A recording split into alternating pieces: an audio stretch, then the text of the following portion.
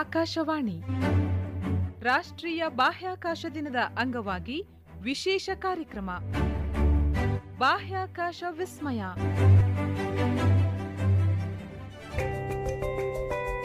ಚಂದ್ರನನ್ನು ಸ್ಪರ್ಶಿಸುತ್ತಲೇ ಬದುಕನ್ನು ಸ್ಪರ್ಶಿಸಿದ ಯಾನ, ಭಾರತದ ಅಂತರಿಕ್ಷ ಪಯಣ. ಆಕಾಶವಾಣಿ ನಭದಲ್ಲಿ ಇಟ್ಟ ಹೆಜ್ಜೆ ಗುರುತುಗಳು. ರಾಷ್ಟ್ರೀಯ ಬಾಹ್ಯಾಕಾಶ ದಿನಾಚರಣೆಯ ಸಂದರ್ಭದಲ್ಲಿ ಇಸ್ರೋದ ಉಪಗ್ರಹ ಉಡಾವಣೆ ಕುರಿತ ವಿಶೇಷ ರೂಪಕ. ರಚನೆ ಟಿಎಸ್ ಮಾಧವ. ಕೇಳಿ ವಿಶೇಷ ರೂಪಕ ನಭದಲ್ಲಿ ಇಟ್ಟ ಹೆಜ್ಜೆ ಗುರುತುಗಳು. 8, 7, 6, 5, 4, 3, 2, 1, 0. Plus 5 seconds. Lift off normal. Here we have a majestic lift-off of LVM-3 M4 rocket carrying India's prestigious Chandrayaan-3 spacecraft. P2 tracking. प्रज्वलन और सफलतापूर्ण उत्थापन LVM-3 M4 रॉकेट का। यह भीमकाय रॉकेट आसमान को चीरते हुए अपनी भयानक दहाड़ से चारों ओर कंपन उत्पन्न कर रहा है, जिसे हम यहाँ महसूस कर सकते हैं, और यही दहाड़ है जो वैज्ञानिकों को रोमांचित करती है। LVM-3 के उत्थापन के साथ ही हमारे अंतरिक्ष यान चंद्रयान-3 की चंद्रमा की यात्रा प्रारंभ हो चुकी है।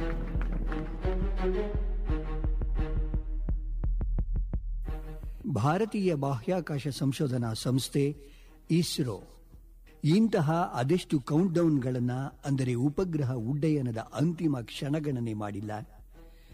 ಉಪಗ್ರಹ ವಾಹನ ಅಂದರೆ ರಾಕೆಟ್ ತನ್ನ ಅಗಾಧ ಶಕ್ತಿಯೊಂದಿಗೆ ನಭಕ್ಕೆ ಚಿಮ್ಮುವ ಮೊದಲ ಕ್ರಿಯೆ. ನಂತರ ವಿವಿಧ ಹಂತಗಳಲ್ಲಿ ಉಡ್ಡಯನ ವಾಹನದಿಂದ ಬೇರ್ಪಡುವ ರಾಕೆಟ್ಗಳು. ಇದಾದ ಮೇಲೆ ಭೂಗುರುತ್ವದ ಗಡಿಯನ್ನು ದಾಟಿ ಬಾಹ್ಯಾಕಾಶವನ್ನು ಪ್ರವೇಶಿಸುವವರೆಗೂ ನಿರಂತರ ದಹಿಸುವ ವಿಶೇಷ ಇಂಧನಗಳು. ಗುರುತಿಸಿದ ನಿರ್ದಿಷ್ಟ ಕಕ್ಷೆಗೆ ಕರಾರುವಾಕ್ಕಾಗಿ ತಲುಪಿಸುವ ನಿಖರವಾದ ಲೆಕ್ಕಾಚಾರ. ಅಂತಿಮವಾಗಿ ಗಮ್ಯಸ್ಥಾನದಲ್ಲಿ ಉಪಗ್ರಹಗಳ ಸ್ಥಾಪನೆ. ಈ ಎಲ್ಲ ಕ್ರಿಯೆಗಳ ಹಿಂದಿರುವ ಅತ್ಯುತ್ಕೃಷ್ಟ ಆಲೋಚನೆಗಳು ಮತ್ತು ಅವುಗಳ ಅನುಷ್ಠಾನ, ಅಸಾಮಾನ್ಯ ಚಿಂತನೆಗಳ ಫಲಶ್ರುತಿ. ಕಳೆದ 5.5 ದಶಕಗಳ ಇತಿಹಾಸದಲ್ಲಿ ಇಸ್ರೋ ಸಂಸ್ಥೆ Aryabhata, Bhaskara, Rohini IRS, Indian remote sensing satellite, ಭಾರತೀಯ ದೂರ ಸಂವೇದಿ ಉಪಗ್ರಹ ಮುಂತಾದ ಸ್ವದೇಶಿ ಉಪಗ್ರಹಗಳಿಂದ ಪ್ರಾರಂಭವಾಗಿ ವಿದೇಶಗಳ ಉಪಗ್ರಹಗಳು ಸೇರಿದಂತೆ ಬಹಳಷ್ಟು ಬಾಹ್ಯಾಕಾಶ ಉಡ್ಡಯನ ಮಾಡಿದೆ.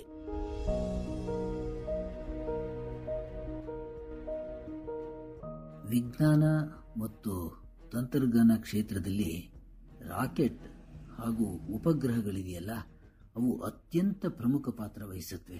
ಕೃತಕ ಉಪಗ್ರಹಗಳಂತೂ ಭೂಮಿ ಸುತ್ತ ಅಥವಾ ಭೂಮಿಗೆ ಸಹಜವಾಗಿರುವ ಚಂದ್ರನ ಸುತ್ತ ಅಥವಾ ಅನ್ಯ ಗ್ರಹಗಳ ಸುತ್ತ ಕಕ್ಷೆಯಲ್ಲಿ ಸುತ್ತಾ ಮಾಹಿತಿ ಸಂಗ್ರಹಿಸ್ತಾ ಅಥವಾ ಮಾಹಿತಿ ಪ್ರಸಾರ ಮಾಡ್ತಾ ಬಹಳ ಉಪಕಾರಗಳಾಗಿವೆ. ಈ ಉಪಗ್ರಹಗಳು ತಮ್ಮ ಕಕ್ಷೆಗೆ ಸೇರಲು ರಾಕೆಟ್ಗಳನ್ನೇ ಅವಲಂಬಿಸಿದೆ. ಬಾಹ್ಯಾಕಾಶಕ್ಕೆ ಉಡಾವಣೆ ಮಾಡಲು ರಾಕೆಟ್ಗಳೇ ಬಹಳ ಸಹಕಾರಿಗಳಾಗಿವೆ. ಉಡಾವಣಾ ಸಮಯದಲ್ಲಿ ಉಪಗ್ರಹಗಳು ರಾಕೆಟ್ ಒಳಗೆ ಜೋಡಿಸಿರುತ್ತವೆ. ರಾಕೆಟ್ನಿಂದ ಯಾವ ಕಕ್ಷೆಗೆ ಅಲ್ಲಿ ಬೇರ್ಪಡಬೇಕೋ ಅಲ್ಲಿ ಬೇರ್ಪಟ್ಟ ನಂತರ ಅವು ಸ್ವತಂತ್ರವಾಗಿ ತಮ್ಮ ಕಾರ್ಯನಿರ್ವಹಣೆಯನ್ನು ಪ್ರಾರಂಭಿಸುತ್ತವೆ. ಹೀಗಾಗಿ ರಾಕೆಟ್ ಮತ್ತು ಉಪಗ್ರಹಗಳು ಪರಸ್ಪರ ಆಧಾರಿತವಾಗಿವೆ. ರಾಕೆಟ್ನ ಉಡಾವಣಾ ಸಾಮರ್ಥ್ಯ ಉಪಗ್ರಹಗಳ ತೂಕ ಮತ್ತು ಗಾತ್ರ ನಿರ್ಧರಿಸುತ್ತವೆ.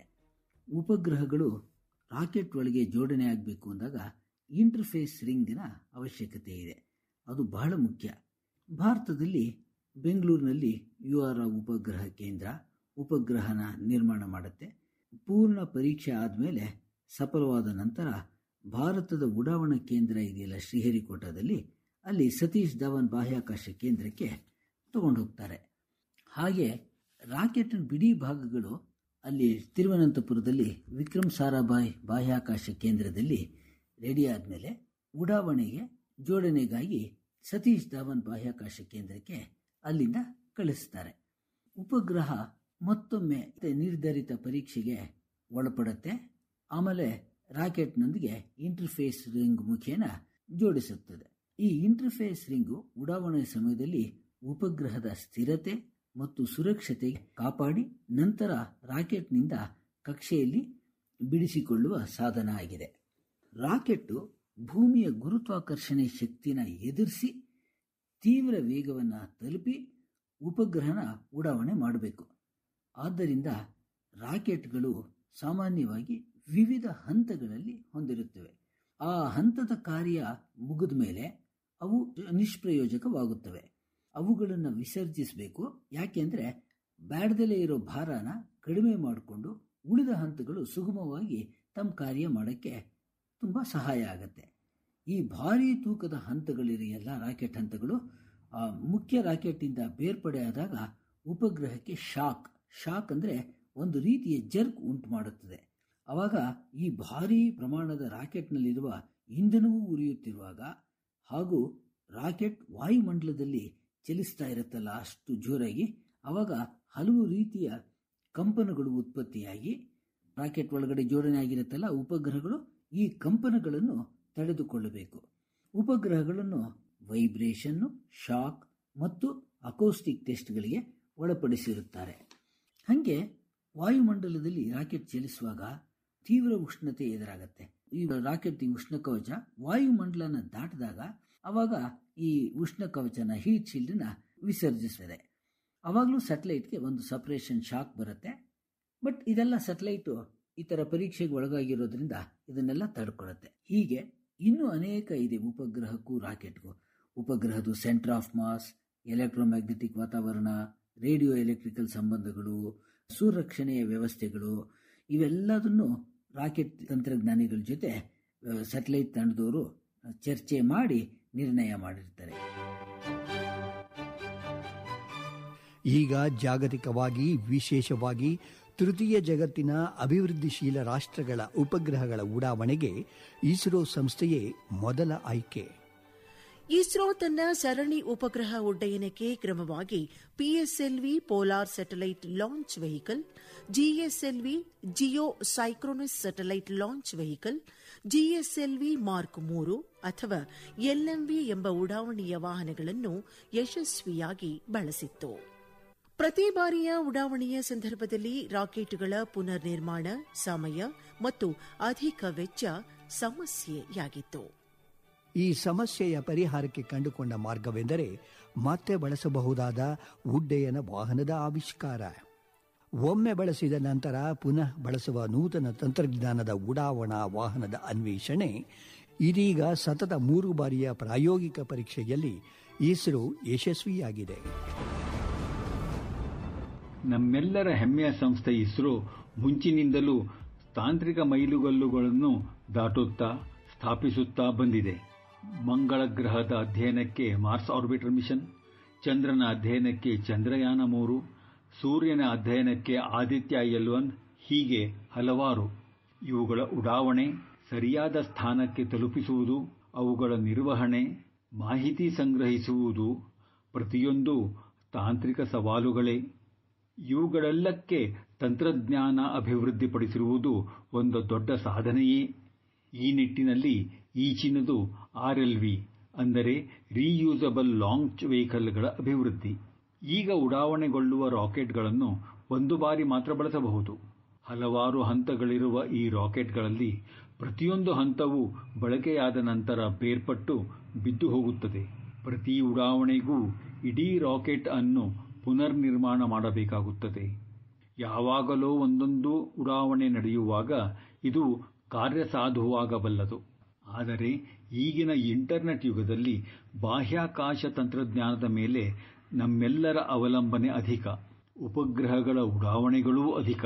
ಪ್ರತಿ ಉಡಾವಣೆಯಲ್ಲೂ ಕೋಟ್ಯಾಂತರ ಬೆಲೆ ಬಾಳುವ ರಾಕೆಟ್ಗಳನ್ನು ಬಳಸಿ ಕಳೆದುಕೊಳ್ಳುವುದು ದೊಡ್ಡ ಹಾನಿಯೇ ಸರಿ.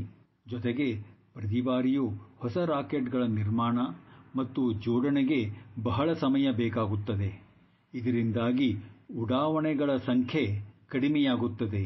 ಈ ಎಲ್ಲ ಸಮಸ್ಯೆಗಳಿಗೆ ಉತ್ತರವೇ RLVಗಳು. RLVಗಳು ಕಡಿಮೆ ತೂಕದ್ದಾಗಿದ್ದು ಬಹಳ ಗಟ್ಟಿಯಾಗಿರಬೇಕು. ಹಲವಾರು ಉಡಾವಣೆಗಳನ್ನು ಹಲವಾರು ಇಳಿಯುವಿಕೆಗಳನ್ನು ತಡೆದುಕೊಳ್ಳುವಂತಹವಾಗಿರಬೇಕು.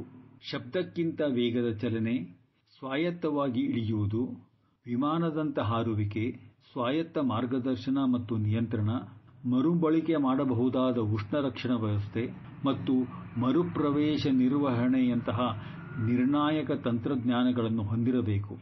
ಇಂತಹ ವಾಹನಗಳ ಅಭಿವೃದ್ಧಿಯಲ್ಲಿ ತೊಡಗಿರುವ ಇಸ್ರೋಗೆ ಬಹಳಷ್ಟು ಯಶಸ್ಸು ಸಿಕ್ಕಿದೆ. ಅಂತರಿಕ್ಷದಿಂದ ಬರುವ ವಾಹನವು ಸ್ವಯಂ ನಿಯಂತ್ರಣದಲ್ಲಿ ಸ್ವಯಂ ಮಾರ್ಗದರ್ಶನ ಮಾಡಿಕೊಂಡು ಮೊದಲೇ ಗೊತ್ತುಪಡಿಸಿದ ಜಾಗಕ್ಕೆ ಬರಬೇಕಾಗುತ್ತದೆ.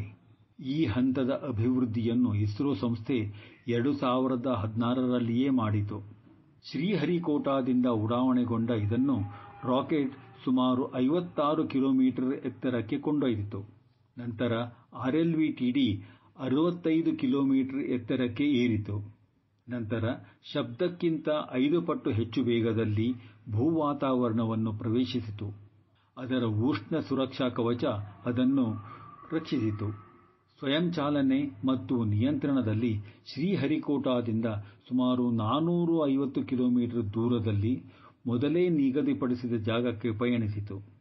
ಎರಡನೇ ಹಂತದ ಬೆಳವಣಿಗೆಯಲ್ಲಿ ಇಸ್ರೋ ಸ್ವಯಂ ನಿಯಂತ್ರಣದಲ್ಲಿ ಇಳಿಯುವ ಸಾಮರ್ಥ್ಯದ ವಾಹನವನ್ನು ಅಭಿವೃದ್ಧಿಗೊಳಿಸಿದೆ. ಇದರ ಪರೀಕ್ಷೆಯನ್ನು ಇಸ್ರೋ ಫೆಬ್ರವರಿ 2024ರಲ್ಲಿ ಮಾಡಿತು. ಈ ಪರೀಕ್ಷೆ ಅದ್ಭುತ ಯಶಸ್ಸು ಕಂಡಿತು. ಈ ಪರೀಕ್ಷೆಯಲ್ಲಿ RLV ವಾಹನವನ್ನು ಹೆಲಿಕಾಪ್ಟರ್ ಮೂಲಕ ಸುಮಾರು 4.5 ಕಿಲೋಮೀಟರ್ ಎತ್ತರದಲ್ಲಿ ಬಿಡಲಾಯಿತು. ಆಗ ಸ್ವಯಂ ಚಾಲನೆಗೊಂಡ ವಾಹನವು ಸ್ವಯಂ ನಿಯಂತ್ರಣದಲ್ಲಿ ಚಿತ್ರದುರ್ಗದ ರನ್ವೇಯಲ್ಲಿ ಇಳಿಯಿತು. ಇದೊಂದು ಅಭೂತಪೂರ್ವ ಸಾಧನೆ. ಇದೇ ವರ್ಷದ ಜೂನ್ 23 ಭಾನುವಾರ. ಸಮಯ ಬೆಳಗ್ಗೆ 6:25.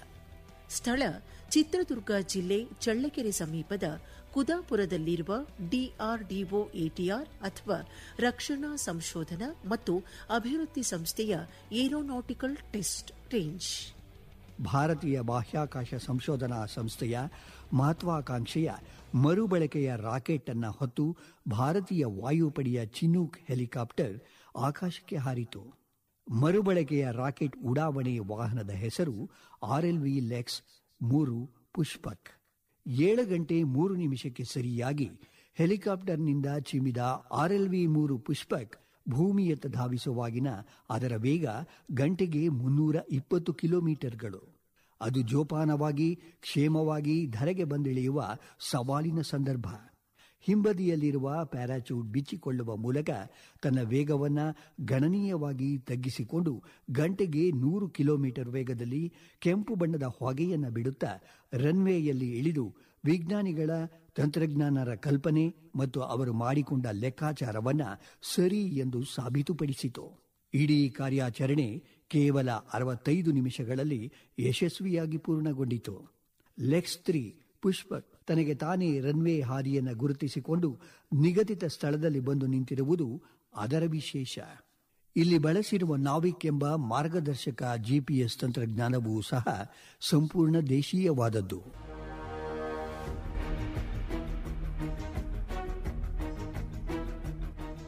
ಒಂದು ವಿಶಿಷ್ಟ ತಂತ್ರಜ್ಞಾನವನ್ನು ಅಭಿವೃದ್ಧಿಗೊಳಿಸುವುದಕ್ಕೆ ಸಂಬಂಧಿಸಿದಂತೆ ಇವತ್ತು ಭಾರತ ನಿರ್ಮಾಣದಲ್ಲಿ ತೊಡಗಿಸಿಕೊಂಡಿರುವುದು RLV-TD ಅನ್ನುವಂತಹ ಒಂದು ವಾಹನ.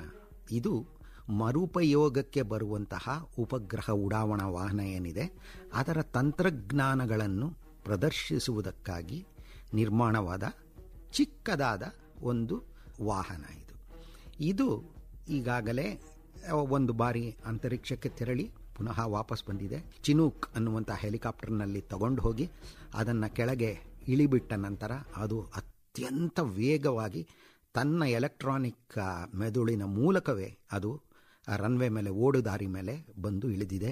ಇವೆಲ್ಲವೂ ಭವಿಷ್ಯದ ದೃಷ್ಟಿಯಿಂದ ಭಾರತ ಆಧುನಿಕ ಅಂತರಿಕ್ಷ ತಂತ್ರಜ್ಞಾನವನ್ನು ಕರಗತ ಮಾಡಿಕೊಳ್ಳುವುದಕ್ಕೆ ಸಂಬಂಧಿಸಿದಂತೆ ಆಗಿರುವ ಪ್ರಮುಖವಾದ ಬೆಳವಣಿಗೆಗಳು.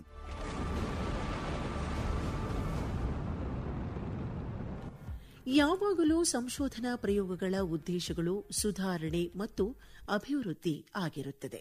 ಈವರೆಗೂ ಚಾಲ್ತಿಯಲ್ಲಿದ್ದ ಉಡಾವಣೆಯ ಪ್ರಕ್ರಿಯೆಯಲ್ಲಿ ಬಳಸಿದ ವಸ್ತುಗಳು ಬಾಹ್ಯಾಕಾಶದಲ್ಲಿ ಉಳಿದು ತ್ಯಾಜ್ಯವಾಗಿ ಸಮಸ್ಯೆ ಉಂಟಾಗಿದೆ. ಹಾಗಾಗಿ ಮರುಬಳಸಬಹುದಾದ ವಾಹನಗಳ ಬಳಕೆಯಿಂದ ಬಾಹ್ಯಾಕಾಶದಲ್ಲಿ ತ್ಯಾಜ್ಯದ ಸಮಸ್ಯೆಯನ್ನು ನಿವಾರಿಸಬಹುದು. ಅಲ್ಲದೆ ಉಪಗ್ರಹ ಉಡ್ಡಯನದ ವೆಚ್ಚ 80% ಕಡಿಮೆಯಾಗುತ್ತದೆ. ಈ ನಿಟ್ಟಿನಲ್ಲಿ ಮಾಡಿದ 3 ಪ್ರಯೋಗಗಳು 100ಕ್ಕೆ 100ರಷ್ಟು ಯಶಸ್ವಿಯಾಗಿವೆ. ಆರ್ಎಲ್ವಿ ಪ್ರೋಗ್ರಾಂ ಇಸ್ರೋದ ಸಾಮರ್ಥ್ಯಕ್ಕೆ ಒಂದು ಹೊಸ ಆಯಾಮವನ್ನೇ ನೀಡಲಿದೆ. ಏಕೆಂದರೆ ಇದು ಉಪಗ್ರಹಗಳು ಮತ್ತು ಬಾಹ್ಯಾಕಾಶ ನೌಕೆಗಳನ್ನು ಕಕ್ಷೆಗೆ ಉಡಾವಣೆ ಮಾಡುವ ವೆಚ್ಚವನ್ನು ಗಣನೀಯವಾಗಿ, ಅಂದರೆ ಸುಮಾರು 80% ಕಡಿಮೆ ಮಾಡಲಿದೆ. ಪುನರ್ಬಳಕೆ ಮಾಡುವ ಕಾರಣ ಕಡಿಮೆ ಸಮಯದಲ್ಲಿ ಪುನಃ ಉಡಾವಣೆ ಮಾಡಲು ಅನುವು ಮಾಡಿಕೊಡುತ್ತದೆ. ಈಗ ಇಸ್ರೋ 3ನೇಯ ಆರ್ಬಿಟಲ್ ರೀಎಂಟ್ರಿ ಎಕ್ಸ್ಪೆರಿಮೆಂಟ್ ORE ಹಂತದ ತಂತ್ರಜ್ಞಾನವನ್ನು ಅಭಿವೃದ್ಧಿಗೊಳಿಸುವುದರಲ್ಲಿ ನಿರತವಾಗಿದೆ. ಇಲ್ಲಿ ಆರ್ಎಲ್ವಿಯನ್ನು ಅಂತರಿಕ್ಷಕ್ಕೆ ಒಯ್ದು ಬಿಡಲಾಗುತ್ತದೆ. ನಂತರ ಅದು ಭೂವಾತಾವರಣವನ್ನು ಪ್ರವೇಶಿಸಿ ಸ್ವಾಯತ್ತವಾಗಿ ಇಳಿಯಬೇಕಾಗುತ್ತದೆ. ಮರುಬಳಕೆ ಮಾಡಬಹುದಾದ ಉಡಾವಣಾ ವ್ಯವಸ್ಥೆಗಳನ್ನು ಅಭಿವೃದ್ಧಿಪಡಿಸಲು ಹಲವಾರು ಖಾಸಗಿ ಪೂರೈಕೆದಾರರು ಮತ್ತು ಸರ್ಕಾರಿ ಬಾಹ್ಯಾಕಾಶ ಸಂಸ್ಥೆಗಳು ಇಸ್ರೋನೊಂದಿಗೆ ಸಹಕರಿಸುತ್ತಿವೆ. ಇದು ನಮ್ಮೆಲ್ಲರ ಹೆಮ್ಮೆಯ ಇಸ್ರೋದ ಇತ್ತೀಚಿನ ಸಾಧನೆ. ಇದಕ್ಕೆ ಮುನ್ನ ಇಸ್ರೋ ತೃತೀಯ ಜಗತ್ತಿನ ಬಾಹ್ಯಾಕಾಶ ತಂತ್ರಜ್ಞಾನದ ಸಾಮ್ರಾಟನಾಗುವ ಮುಂಚೆ ತ್ರಿವಿಕ್ರಮನಾಗಲು, ತ್ರಿವಿಕ್ರಮ ಸಾಧನೆಗೆ 3 ಹೆಜ್ಜೆಗಳನ್ನು ಇಡಲು 3 ಬಗೆಯ ಉಡಾವಣೆಯ ವಾಹನಗಳನ್ನು ನಿರ್ಮಿಸಿ ವಿಶ್ವದ ದೈತ್ಯ ರಾಷ್ಟ್ರಗಳು ನಿಬ್ಬೆರಗಾಗುವಂತೆ ಮಾಡಿದ್ದು ನಮ್ಮ ವಿಜ್ಞಾನಿಗಳ ಮತ್ತು ತಂತ್ರಜ್ಞಾನರ ಅವಿರತ ತಪಸ್ಸಿನ ಫಲ. ಬಾಹ್ಯಾಕಾಶಕ್ಕೆ ಜಿಗಿಯುವುದೆಂದರೆ ಅದು ನೆತ್ತಿಯ ಮೇಲಿರುವ ಗುರಿಗೆ ಲಂಬವಾಗಿ ಸವ್ಯಸಾಚಿ ಅರ್ಜುನ ಬಾಣ ಬಿಟ್ಟಂತೆ. ನಾಗರಿಕ ವಿಮಾನಗಳು ರನ್ವೇ ಮೇಲೆ ಓಡುತ್ತಾ ಕ್ರಮೇಣ ನೆಲಬಿಟ್ಟು ಹಾರುವ ಪರಿಯದ್ದಾದರೆ ರಾಕೆಟ್ಗಳು ನಿಂತಲ್ಲಿಂದಲೇ ಊರ್ಧ್ವಮುಖಿಯಾಗಿ ಚಿಮ್ಮುವ ವಾಮನನ ಹೆಜ್ಜೆ ಗುರುತು. ಬಾಹ್ಯಾಕಾಶ ನೌಕೆಗಳನ್ನು ಬಾಹ್ಯಾಕಾಶಕ್ಕೆ ಸಾಗಿಸಲು ಉಡಾವಣಾ ವಾಹನಗಳನ್ನು, ಅಂದರೆ ಲಾಂಚ್ ವೆಹಿಕಲ್ ಅಥವಾ ಲಾಂಚರ್ಗಳನ್ನು ಬಳಸಲಾಗುತ್ತದೆಯಷ್ಟೇ. ಬಾಹ್ಯಾಕಾಶದಲ್ಲಿ ನಿಶ್ಚಯಿಸಿದ ಕಕ್ಷೆಗೆ ಉಪಗ್ರಹಗಳನ್ನು ಕಳುಹಿಸಲು ಮತ್ತು ಅಲ್ಲಿ ಸ್ಥಾಪನೆ ಮಾಡಲು ಬಳಸುವ ಈ ಲಾಂಚಿಂಗ್ ವೆಹಿಕಲ್ಗಳ ತಂತ್ರಜ್ಞಾನ ಬಹಳ ಸಂಕೀರ್ಣವಾದದ್ದು. ಕಾರ್ಯಾಚರಣೆಯ ಯಾವ ಹಂತದಲ್ಲೂ ನಿರ್ವಹಣೆಯ ಕ್ಷಮತೆಯಲ್ಲಿ ಯಾವ ರೀತಿಯ ರಿಯಾಯಿತಿಯೂ ಇಲ್ಲ.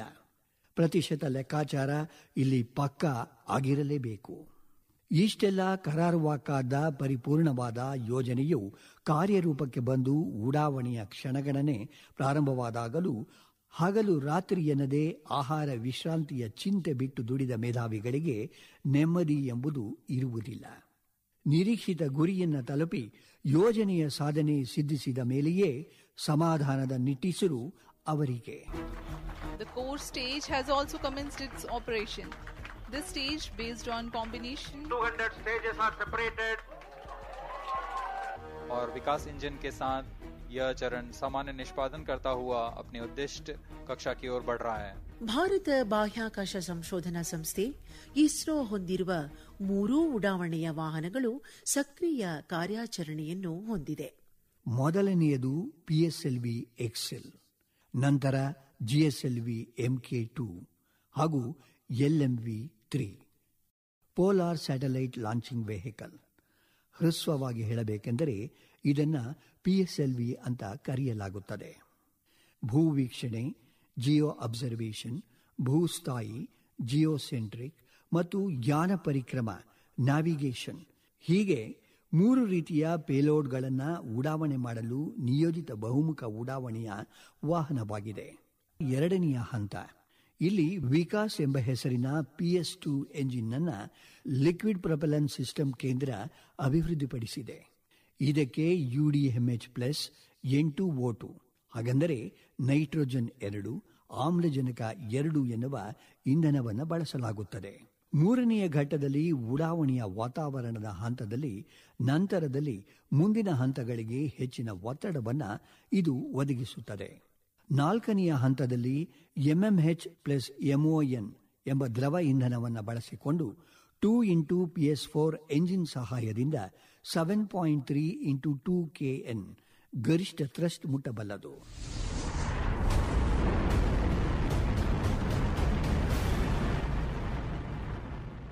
ಇಂದು ಭಾರತದ 3 ಉಪಗ್ರಹ ಉಡಾವಣಾ ವಾಹನಗಳು ಜಾಗತಿಕ ಮಟ್ಟದಲ್ಲಿ ಗೋಚರಿಸುತ್ತವೆ. ಅದರಲ್ಲಿ ಮೊದಲನೇದು ಮತ್ತು ಅತ್ಯಂತ ಖ್ಯಾತಿಯನ್ನು ಪಡೆದಿರುವುದು PSLV ಅಂದರೆ ಪೋಲಾರ್ ಸ್ಯಾಟಲೈಟ್ ಲಾಂಚ್ ವೆಹಿಕಲ್, ಕನ್ನಡದಲ್ಲಿ ಧ್ರುವೀಯ ಉಪಗ್ರಹ ಉಡಾವಣಾ ವಾಹನ ಅನ್ನೋದು. ಇದು ಧ್ರುವಗಳ ಮೇಲೆ ಹೋಗುವಂತಹ ಕಕ್ಷೆಗಳಿಗೆ ಉಪಗ್ರಹವನ್ನು ಉಡಾಯಿಸುವ ಸಾಮರ್ಥ್ಯವನ್ನು ಹೊಂದಿದೆ. ಇದು ತನ್ನ 60 ಯಾನಗಳಲ್ಲಿ 2 ಯಾನಗಳು ಮಾತ್ರ ಸಫಲವಾಗಿಲ್ಲ ಇದರದ್ದು ಅಂತ ನಾವು ತಿಳ್ಕೋಬೇಕು. ಮಿಕ್ಕಿದ್ದೆಲ್ಲ ಯಾನಗಳು ಬಹುಮಟ್ಟಿಗೆ ಸಫಲವಾಗಿವೆ. ಹೀಗಾಗಿ ಇದರ ನಂಬಿಕಾರ್ಹತೆ ಬಹಳ ಮಹತ್ತರವಾದದ್ದು ಜಾಗತಿಕ ಮಟ್ಟದಲ್ಲಿ. ಇದು 2017ರಲ್ಲಿ 104 ಉಪಗ್ರಹಗಳನ್ನು ಒಂದೇ ಯಾನದಲ್ಲಿ ಭೂಕಕ್ಷೆಗೆ ಉಡಾಯಿಸುವ ಮೂಲಕ ಯಾವುದೇ ತೊಂದರೆ ಇಲ್ಲದೆ, ಅದರಲ್ಲಿ 96 ಅಮೆರಿಕಾದ್ದೇ, ನಮ್ಮದು ಬರೀ 3 ಉಪಗ್ರಹಗಳಿತ್ತು, ಮಿಕ್ಕಿದ್ದೆಲ್ಲ ವಿದೇಶಿ ಉಪಗ್ರಹಗಳೇ. 104ರ ಪೈಕಿ ಆ ಉಪಗ್ರಹಗಳನ್ನು ಯಶಸ್ವಿಯಾಗಿ ಕಕ್ಷೆಗೆ ಚಾಚು ತಪ್ಪದೆ ಉಡಾಯಿಸುವ ಮೂಲಕ ಜಾಗತಿಕ ಮಟ್ಟದಲ್ಲಿ ಒಂದು ದಾಖಲೆನೇ ಸ್ಥಾಪಿಸಿತು. ಇದು ನಮ್ಮ ಚಂದ್ರಯಾನ 1 ಮತ್ತು ಮಂಗಳಯಾನ ನೌಕೆಗಳನ್ನು ಭೂಕಕ್ಷೆಗೆ ಉಡಾಯಿಸಿದ್ದು ಇದೇ ವಾಹನವೇ. ಹೀಗಾಗಿ ಮುಂದೆ ಕೂಡ ಇನ್ನೂ ಕೆಲವು ಕಾಲ ಈ ವಾಹನ ಇನ್ನೂ ಅಸ್ತಿತ್ವದಲ್ಲಿದ್ದು ಅನೇಕ ಉಪಗ್ರಹಗಳನ್ನು ಉಡಾಯಿಸುತ್ತೆ ಅನ್ನೋದ್ರ ಬಗ್ಗೆ ಯಾವುದೇ ಅನುಮಾನವಿಲ್ಲ. ಈ ವಾಹನದ ಒಂದು ಬಗೆಯ ರಾಕೆಟ್ ಅಂದರೆ ಈ ಉಪಗ್ರಹ ಉಡಾವಣಾ ವಾಹನದ ಒಂದು ವರ್ಷನ್ ಅಂತ ಹೇಳ್ತೀವಲ್ಲ, ಅದಕ್ಕೆ PSLV XL ಅಂತ ಹೇಳ್ತೀವಿ. ಇಸ್ರೋದ ವರ್ಕಿಂಗ್ ಹಾರ್ಸ್ ಎಂದು ಖ್ಯಾತಿ ಗಳಿಸಿರುವ PSLVಯ ಒಟ್ಟು ತೂಕ 320 ಟನ್ಗಳು, ಎತ್ತರ 44.4 ಮೀಟರ್ಗಳು, ವ್ಯಾಸ 2.2 ಮೀಟರ್ಗಳನ್ನು ಹೊಂದಿದೆ. ಒಟ್ಟು 4 ಹಂತದ ವಾಹನ ಉಪಗ್ರಹ ಉಡಾವಣಾ ಸಾಮರ್ಥ್ಯ ಹಾಗೂ ಬಹುಕಕ್ಷೆಯ ಸಾಮರ್ಥ್ಯವನ್ನು ಹೊಂದಿದೆ. 600 ಕಿಲೋಮೀಟರ್ ಎತ್ತರದ ಸನ್ ಸಿಂಕ್ರನಸ್ ಪೋಲಾರ್ ಆರ್ಬಿಟ್ಗಳಿಗೆ 1750 ಕಿಲೋಗ್ರಾಂ ಪೇಲೋಡ್ ತೆಗೆದುಕೊಂಡು ಹಾರಬಲ್ಲ ದೈತ್ಯ ಉಡಾವಣಾ ವಾಹನವಿದು. ಮುಂದಿನ ಆವಿಷ್ಕಾರದ ಹಂತದ ಭಾಗವಾಗಿ GSLV MK2 ಎಂದು ಕರೆಯಲ್ಪಡುವ Jio synchronous satellite vehicle mark 2 ಬಂದಿತು. ಇದು ಸಂವಹನ ಉಪಗ್ರಹಗಳನ್ನು ಜಿಯೋ ಟ್ರಾನ್ಸ್ಫರ್ ಆರ್ಬಿಟ್ಗಳಲ್ಲಿ ಸ್ಥಾಪಿಸಲು ಸ್ವದೇಶೀಯವಾಗಿ ಅಭಿವೃದ್ಧಿಪಡಿಸಿದ ಉಡಾವಣಾ ವಾಹನ.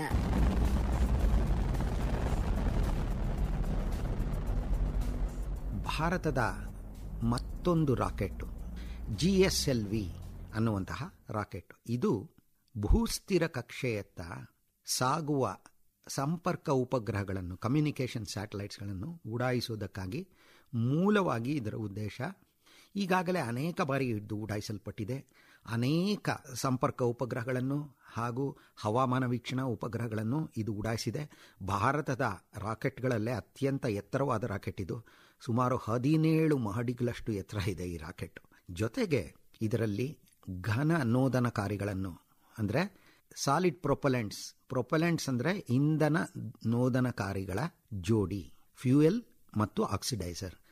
ಘನ ನೋದನಕಾರಿಗಳನ್ನು ಬಳಸುವ ಒಂದು ಹಂತ, ದ್ರವ ನೋದನಕಾರಿಗಳನ್ನು ಬಳಸುವ ಮತ್ತೊಂದು ಹಂತ ಹಾಗೂ ಅತ್ಯಂತ ದಕ್ಷವಾದ ಕ್ರಯೋಜೆನಿಕ್ ರಾಕೆಟ್ ಯಂತ್ರವನ್ನು ಹೊಂದಿರುವ 3ನೆಯ ಹಂತ ಈ ಒಂದು ರಾಕೆಟ್ನಲ್ಲಿ ಅಸ್ತಿತ್ವದಲ್ಲಿದೆ. ಇದನ್ನು ಬಹಳ ಶ್ರಮದಿಂದ, ಅದರಲ್ಲೂ ಕ್ರಯೋಜೆನಿಕ್ ರಾಕೆಟ್ ಯಂತ್ರವನ್ನು ಇದರದು ಬಹಳ ಕಷ್ಟಪಟ್ಟು ಸವಾಲೆನಿಸುವ ಒಂದು ಸನ್ನಿವೇಶದಲ್ಲಿ ಇದನ್ನು ಭಾರತ ಕರಗತ ಮಾಡಿಕೊಂಡಿದೆ.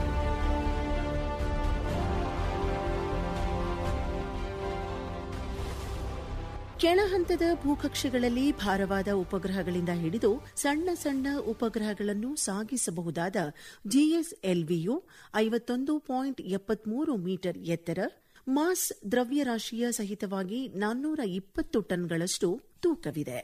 ಮತ್ತೆ 3ನೇಯದಾಗಿ ಲಾಂಚಿಂಗ್ ವೆಹಿಕಲ್ ಮೋಟಾರ್ LMV-3 ಬಗ್ಗೆ ಹೇಳುವುದಾದರೆ, LMV-3 ಇಸ್ರೋದ ನೂತನ ಹೆವಿ ಲಿಫ್ಟ್ ಉಡಾವಣೆಯ ವಾಹನವಾಗಿದೆ. ಜಿಯೋ ಸಿಂಕ್ರನಸ್ ಟ್ರಾನ್ಸ್ಫರ್ ಆರ್ಬಿಟ್ಗೆ 4000 ಕಿಲೋಗ್ರಾಂ ತೂಕದ ಬಾಹ್ಯಾಕಾಶ ನೌಕೆಯ ಉಡಾವಣೆಯ ಸಾಮರ್ಥ್ಯವನ್ನು ಹೊಂದಿದೆ. ಇದರ ಮತ್ತೊಂದು ವಿಶೇಷ 2 S-200 ಬೂಸ್ಟರ್ಗಳು ಏಕಕಾಲದಲ್ಲಿ ಕೋರ್ ಹಂತದ ಯಾನದ ಮೂಲಕ 113 ಸೆಕೆಂಡ್ಗಳಲ್ಲಿ ದಹಿಸಿ ಹೊರಡುತ್ತದೆ. 180 × 36,000 ಕಿಲೋಮೀಟರ್ ಎತ್ತರದಲ್ಲಿರುವ ಜಿಯೋ ಸಿಂಕ್ರನಸ್ ಟ್ರಾನ್ಸ್ಫರ್ ಆರ್ಬಿಟ್ಗೆ ತಲುಪಲು 947 ಸೆಕೆಂಡ್ಗಳು, ಅಂದರೆ ಭೂಮಿಯಿಂದ ಚಿಮ್ಮಿದ 16.5 ನಿಮಿಷಗಳಷ್ಟು ಸಮಯವನ್ನು ತೆಗೆದುಕೊಳ್ಳುತ್ತದೆ.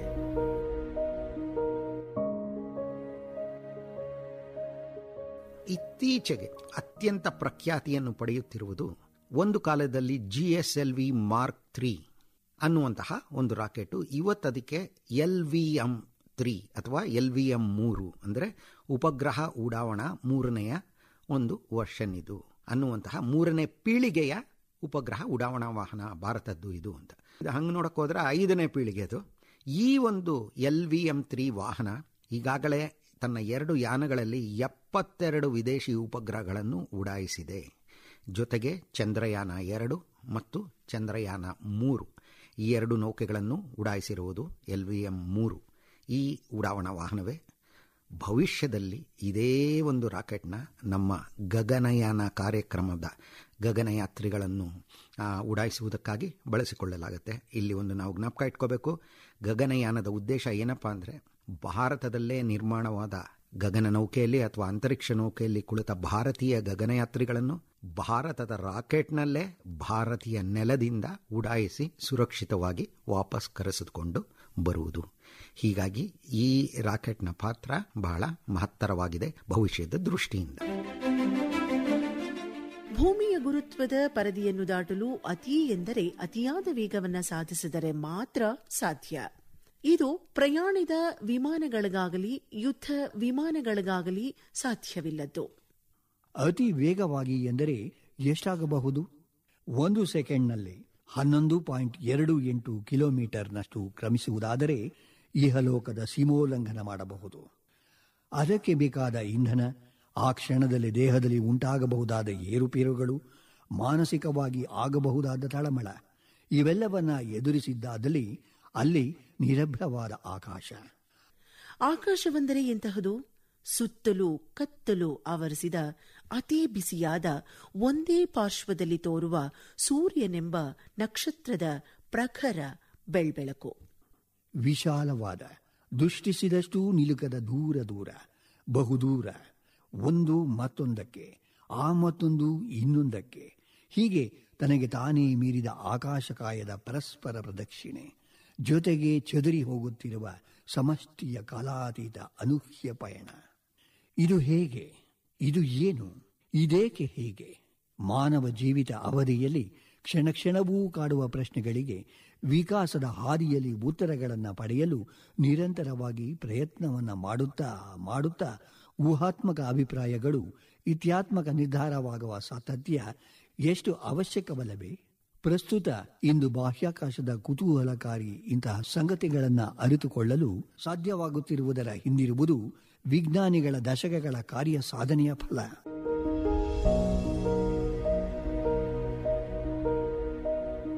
ನಭದಲ್ಲಿ ಇಟ್ಟ ಹೆಜ್ಜೆ ಗುರುತುಗಳು ಇಸ್ರೋ ಉಪಗ್ರಹ ಉಡಾವಣೆ ಕುರಿತ ವಿಶೇಷ ರೂಪಕ ಪ್ರಸಾರವಾಯಿತು. ರಚನೆ ಟಿಎಸ್ ಮಾಧವ. ನಿರೂಪಣಾ ಧ್ವನಿಗಳು ಎಂಜಿ ರವಿ ಹಾಗೂ ಅರುಣಾ ಪ್ರಕಾಶ್. ಈ ರೂಪಕದಲ್ಲಿ ಇಸ್ರೋದ ನಿವೃತ್ತ ವಿಜ್ಞಾನಿ ಹಾಗೂ ಜವಾಹರಲಾಲ್ ನೆಹರು ತಾರಾಲಯದ ನಿರ್ದೇಶಕರಾದ ಡಾಕ್ಟರ್ ಬಿಆರ್ ಗುರುಪ್ರಸಾದ್, ಬೆಂಗಳೂರಿನ ಯುಆರ್ ರಾವ್ ಉಪಗ್ರಹ ಕೇಂದ್ರದ ನಿವೃತ್ತ ವಿಜ್ಞಾನಿ ಎಸ್ ಹಿರಿಯಣ್ಣ ಹಾಗೂ ಬೆಂಗಳೂರಿನ ಜವಾಹರಲಾಲ್ ನೆಹರು ತಾರಾಲಯದ ನಿವೃತ್ತ ನಿರ್ದೇಶಕರಾದ ಪ್ರಮೋದ್ ಗಲಗಲಿ ಅವರ ಧ್ವನಿಗಳನ್ನು ಬಳಸಿಕೊಳ್ಳಲಾಗಿತ್ತು. ಪರಿಕಲ್ಪನೆ ಹಾಗೂ ಪ್ರಸಾರ ಸಂಯೋಜನೆ ಎಂಜಿ ರವಿ. ನಿರ್ಮಾಣ Rosalind Matthew, Nandan Kumar LO. ಈ ವಿಶೇಷ ರೂಪಕ ನಭದಲ್ಲಿ ಇಟ್ಟ ಹೆಜ್ಜೆ ಗುರುತುಗಳು ಆಕಾಶವಾಣಿ ಬೆಂಗಳೂರು ಕೇಂದ್ರದ ಪ್ರಸ್ತುತಿ.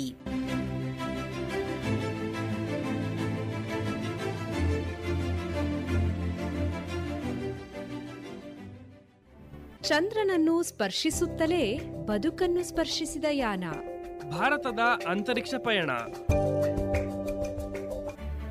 ಕಾರ್ಯಕ್ರಮ ನಿರ್ಮಾಣ Rosalind Matthew, Nandan Kumar LO. ಈ ಕಾರ್ಯಕ್ರಮ ಆಕಾಶವಾಣಿ ಬೆಂಗಳೂರು ಕೇಂದ್ರದ ಕೊಡುಗೆ.